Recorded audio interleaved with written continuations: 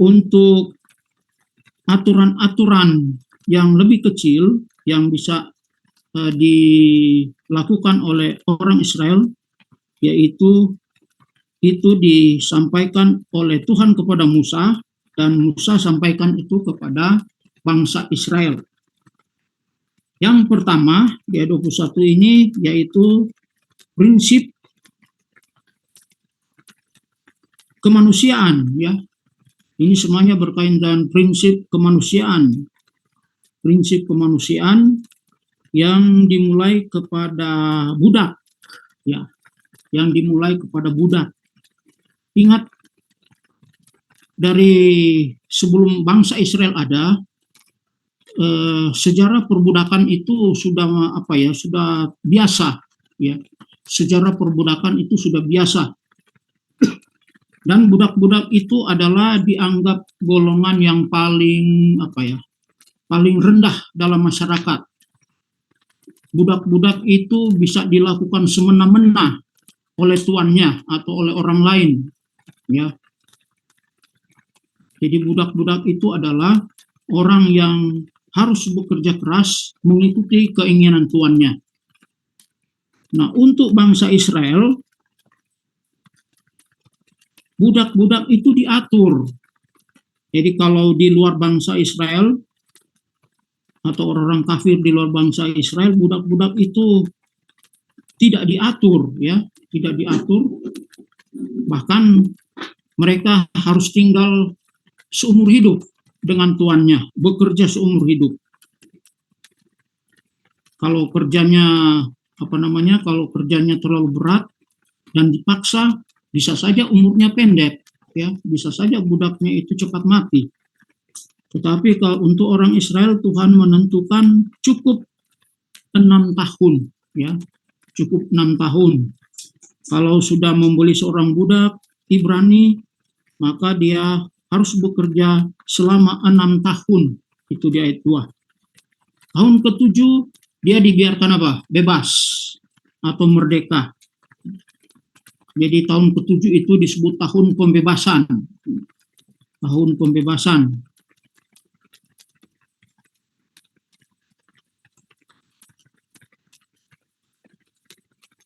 Kemudian yang berikut, kalau ada orang Israel yang mau menjual anaknya, ya, menjadi budak karena miskin atau karena kesusahan, maka ada aturannya lagi, ya.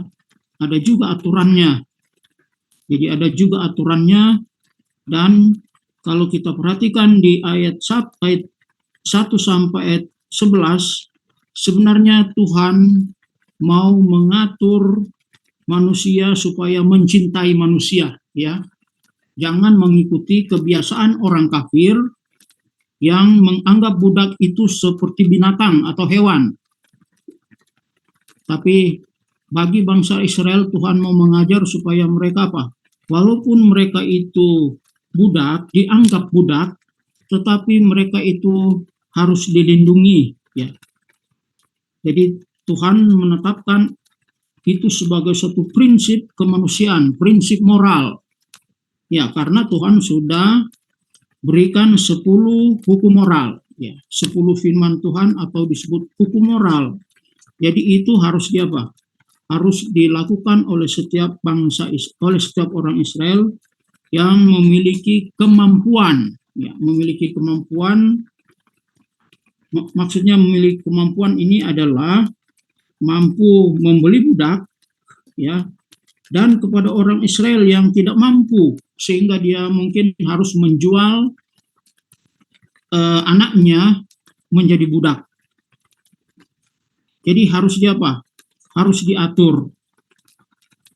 Jadi aturan itu sudah mulai dilakukan oleh Tuhan kepada bangsa Israel berkaitan dengan berkaitan dengan prinsip-prinsip kemanusiaan. Kenapa? Karena orang Israel pada waktu ada di Mesir, mereka juga budak, ya, mereka juga budak. Jadi setelah mereka bebas dari Mesir, maka mereka juga harus harus merasakan bagaimana menderitanya sebagai budak, ya, bagaimana menderitanya sebagai budak, sehingga Tuhan mau mengajar mereka, jika mereka mempunyai budak atau menjual anaknya kepada orang Israel lain sebagai budak, maka mereka harus dijaga, ya, mereka harus diperlakukan sebagai manusia, diperlakukan sebagai apa? Sebagai manusia, memiliki hak-hak kemanusiaan, memiliki hak-hak kemanusiaan, berbeda dengan budak-budak yang diperlakukan oleh orang-orang kafir di luar bangsa Israel. Kemudian yang kedua, di perikop kedua. Perikop kedua, ini juga masih berkaitan dengan kemanusiaan, yaitu Tuhan mau mengajar bangsa Israel bagaimana upaya mencegah kekerasan, ya, untuk mencegah kekerasan, ya, yang disebabkan oleh manusia, ya, baik sengaja atau tidak sengaja, ya, baik sengaja atau tidak sengaja, karena kekerasan itu bisa menyebabkan cacat pada manusia, bisa menyebabkan kematian, ya, bisa menyebabkan kematian, dan bisa menyebabkan, bahkan lebih dari itu adalah bisa membahayakan orang lain, ya, tidak hanya oleh manusia tetapi oleh peliharaannya, ya, oleh peliharaan manusia juga harus dijaga. Jangan sampai peliharaan manusia itu seperti lembu menyebabkan orang lain cacat atau terbunuh, ya. Jadi diatur, Tuhan melalui Musa mengatur semua ini, ya, mengatur semua ini. Siapa yang memukul seseorang sehingga mati, pastilah ia dihukum mati, ya. Pastilah ia dihukum mati. Karena Tuhan sudah memberikan kepada bangsa Israel, jangan membunuh, ya, jangan membunuh, yaitu hukum yang keenam. Jadi diulangi lagi, ya, diulang-ulangi lagi kepada bangsa Israel supaya apa? Hati-hati, jangan sampai apa? Jangan sampai karena kesalahan, karena hewan yang kita pelihara itu menyebabkan orang lain apa? Cacat atau terbunuh. Nah, ada yang menarik di sini, ayat 13. Tetapi jika pembunuhan itu tidak disengaja, melainkan tangannya ditentukan Allah melakukan itu, maka aku menunjukkan bagimu suatu tempat kemana ia dapat lari. Jadi, yang dimaksud dengan siapa yang memukul seorang sehingga mati, pastilah dia dihukum mati, itu adalah mereka yang melakukan pembunuhan secara sengaja, ya, secara sengaja. Tetapi kalau dia melakukan itu tanpa sengaja, atau di yang kedua di sini dikatakan tangannya ditentukan oleh Allah, ya, jadi ada dua, ya, tidak sengaja atau disuruh oleh Tuhan, ya. Memang ada kalanya Tuhan juga bisa apa? Menyuruh orang untuk apa? Untuk membunuh, ya. Kenapa ini terjadi, ya? Karena orang Israel kan dibawa langsung oleh Tuhan, ya, atau disebut dengan pemerintahan teokrasi. Jadi Tuhan sendiri yang apa? Tuhan sendiri yang mengawasi mereka. Jadi kalau Tuhan suruh, contoh, waktu orang Israel keluar dari Mesir, Tuhan menyuruh berperang dengan siapa? Dengan orang-orang yang ada di sekitar, di jalur perjalanan bangsa Israel ke Kanaan. Yaitu Tuhan suruh, itu tidak masalah, ya. Nah, apa yang dilakukan di sini? Orang yang membunuh dengan tidak sengaja atau ditentukan oleh Tuhan, maka dikatakan mereka harus lari ke suatu tempat yang disebut dengan kota perlindungan. Itu kota perlindungan itu nanti kita dapatkan di Bilangan 35 ayat 9 dan seterusnya. Jadi yang kota-kota ini adalah tempat pelarian bagi orang yang membunuh tidak dengan sengaja. Jadi kalau mereka dikejar harus lari ke sana. Nanti di sana mereka akan dilindungi dan nanti ada hakim yang menetapkan apakah dia membunuh dengan sengaja atau tidak. Ya, kalau dia membunuh dengan sengaja, kalau kedapatan membunuh dengan sengaja, maka dia harus dihukum mati. Tetapi kalau tidak, maka dia harus dibebaskan.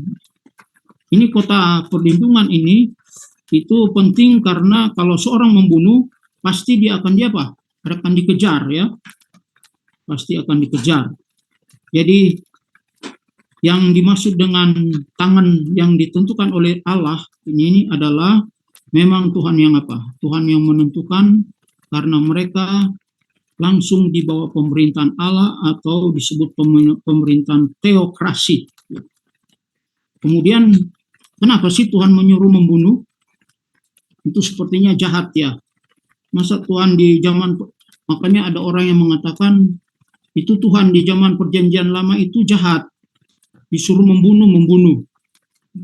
Disuruh orang Israel membunuh, ya.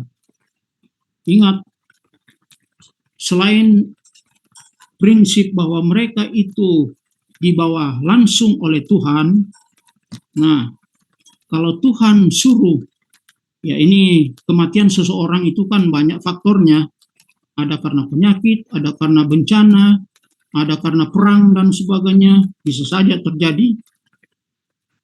Nah, bisa juga karena dibunuh. Nah, ini bisa saja karena dibunuh. Kalau Tuhan yang menyuruh membunuh, ya, kalau Tuhan menyuruh seseorang untuk membunuh atau bangsa Israel untuk berperang dan membunuh musuh-musuh mereka itu, Tuhan tahu, ingat, Tuhan adalah Tuhan yang memberi hidup, dan Tuhan juga yang akan membangkitkan orang-orang yang yang Tuhan tahu adalah orang yang setia dari orang yang terbunuh itu. Ya, contohnya pada waktu disuruh membasmi, ya, sampai kepada anak-anak kan dibunuh, ya kan? Jadi Tuhan tahu itu, kalaupun mereka itu tewas atau terbunuh, dan mereka itu, ya, karena Tuhan adalah Tuhan yang maha tahu, jadi kalau mereka itu, walaupun mereka terbunuh, maka Tuhan akan bangkitkan mereka, ya, maka Tuhan akan bangkitkan mereka itu. Jadi ini alasan kedua, kenapa Tuhan menyuruh orang Israel untuk Untuk membunuh musuh-musuhnya, ya, atau yang. Tetapi kalau musuh-musuhnya itu memang jahat, iya, itu haknya Tuhan itu, ya, itu haknya Tuhan. Nah, kita sekarang bukan lagi teokrasi, jadi makanya Tuhan sudah menyatakan langsung dengan hukum yang ketujuh, hukum yang keenam, jangan jangan membunuh, jangan membunuh. Kemudian yang ayat 15, siapa yang memukul ayahnya atau ibunya, pastilah ia dihukum mati. Nah, ini, ingat, ini bukan membunuh, hanya memukul atau menyakiti orang tua. Jadi hati-hati, ya, untuk anak-anak, menyakiti hati orang tua, menyakiti ibu dan bapak, itu sama dengan hukuman mati bagi bangsa Israel itu. Ya, itu sama disebut sebagai suatu kejahatan itu, ya. Itu suatu kejahatan itu. Padahal kalau di ayat sebelumnya, kalau orang memukul dan dia hanya Dia hanya pingsan, ya itu tidak tidak dihukum mati itu, ya. Tetapi kalau memukul ayah dan ibu, itu akan dihukum mati. Lalu yang ini ada kaitannya dengan ayat 17. Ayat 15 dan ayat 17 ini berkaitan dengan hukum kelima, hormatilah ayahmu dan ibumu supaya lanjut umurmu di tanah yang diberikan Tuhan Allahmu kepadamu. Ayat 17, siapa yang mengutuki ayahnya atau ibunya, ia pasti dihukum mati. Ya. Jadi ada dua ini ya, berkaitan orang tua, jangan pernah menyakiti, memukul. Kemudian ayat 17, mengutuk. Ya. Ini hanya dengan perkataan kasar ini ya. Jadi mengutuki ayah atau ibu itu artinya apa? Mengata-ngatai orang tua, ya, mencaci maki orang tua, yaitu dianggap setara dengan apa? Hukuman mati. Itu setara dengan hukuman mati. Artinya apa? Orang Israel termasuk kita, anak-anak kita diajar supaya apa? Menghormati orang tua sesuai dengan hukum yang kelima, ya. Hormatilah ayahmu dan ibumu supaya lanjut umurmu, ya. Supaya lanjut umurmu. Kalau kita tidak hormat, kalau orang Israel tidak hormat kepada orang tuanya, apakah mereka memukul orang tuanya atau mengutuki orang tuanya, maka umurnya pendek. Langsung dia apa? Langsung dihukum mati, ya. Langsung dihukum mati. Ya memang sekarang tidak langsung hukum mati sih, tetapi ini merupakan pengajaran bahwa Tuhan tidak senang jika anak-anak apa? Menyakiti orang tua. Ayat 17 ini barangkali ada hanya mengutuki, masa hanya mengutuki ayahnya dan ibu harus dihukum mati kan? Ya ini mungkin istilah sekarang itu pembunuhan karakter itu ya. Mungkin istilahnya adalah pembunuhan karakter. Jadi jangan kita merusak karakter orang tua dengan cara mengata-ngatai atau mengutuk orang tua. Lanjut, kalau orang bertengkar, berkelahi, ya itu juga ada apa? Itu juga ada aturannya, ya. Makanya jangan apa? Ini semuanya ajarannya adalah apa? Berusahalah jangan sampai berkelahi, itu saja, ya. Ini berusaha supaya orang Israel jangan sampai apa? Berkelahi. Karena berkelahi itu ada konsekuensinya, ya. Berkelahi itu ada konsekuensinya. Dia harus apa? Dia harus tanggung konsekuensi, bahkan dia sendiri bisa apa? Bisa dihukum mati kalau ada yang apa? Kalau ada yang terbunuh.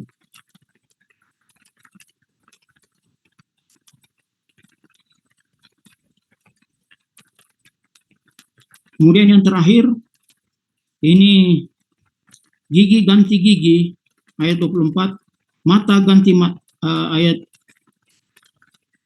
23 dulu.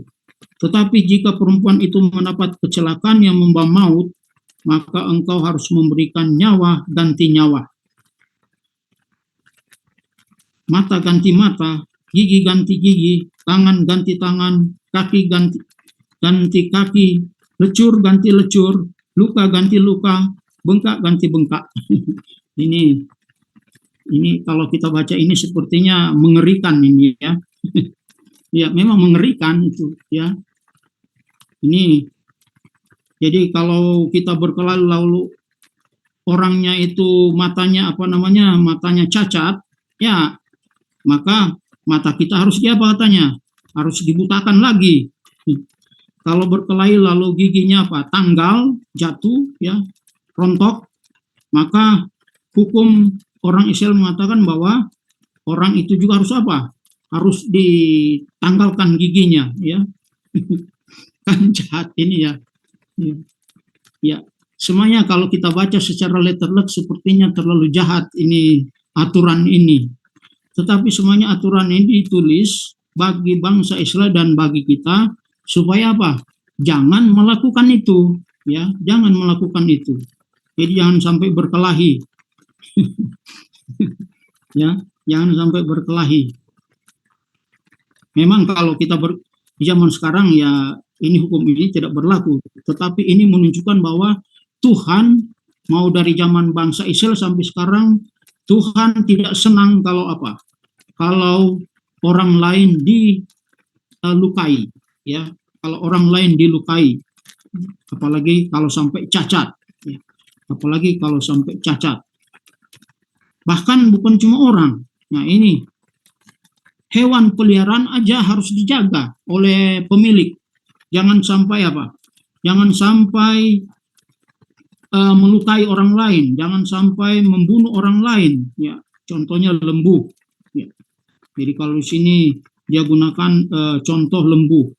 Jadi kalau sapi peliharaan itu lepas, lalu menanduk orang-orang yang ada di sekitarnya sehingga luka atau terbunuh, maka konsekuensinya harus ditanggung oleh pemilik hewan itu, ya, oleh pemilik hewan itu. Dan bukan cuma hewan, bahkan jangan sampai membuat orang lain celaka. Ya, ayat 33.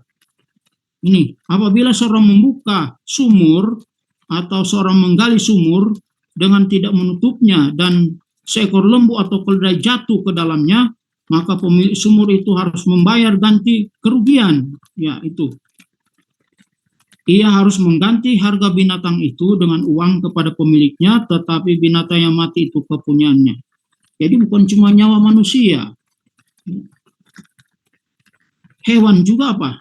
Hewan juga diatur. Ya. Jadi hewan juga apa? Keselamatan hewan juga diatur. Ya. Keselamatan hewan juga diatur. Jadi kalau membuka sumur lalu hewannya apa?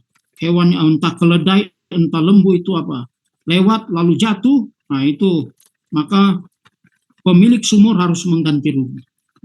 Jadi kalau kita lihat di sini bahwa kesimpulannya adalah Tuhan menetapkan prinsip-prinsip kemanusiaan ini, ya, untuk apa? Untuk kebahagiaan manusia, ya, tidak membeda-bedakan. Jadi tidak ada walaupun pekerjaannya berbeda, ingat, walaupun pekerjaannya berbeda atau rendah, ya seperti pekerjaan budak, tetapi dia adalah manusia yang harus dia harus dihormati hak-haknya, ya, harus dihormati hak-haknya.